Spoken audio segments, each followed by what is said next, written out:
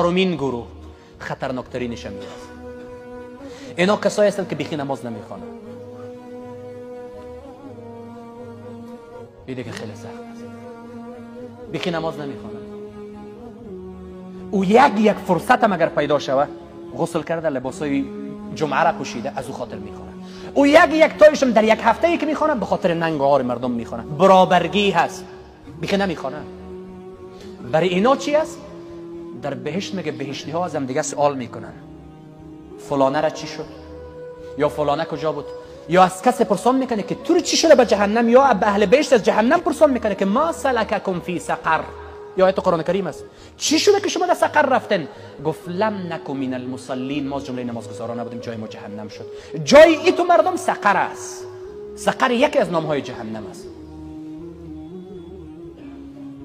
این دیگه کل چیزا را از دست داده، این دیگه رسمان بندگی از خود دور کرده، این دیگه شاه کلید هدایت از خود حذف کرده. این میفهمین چرا مرتکب شده؟ گوش بگیرین. این بی نماز میفهمین که چی کار کرده؟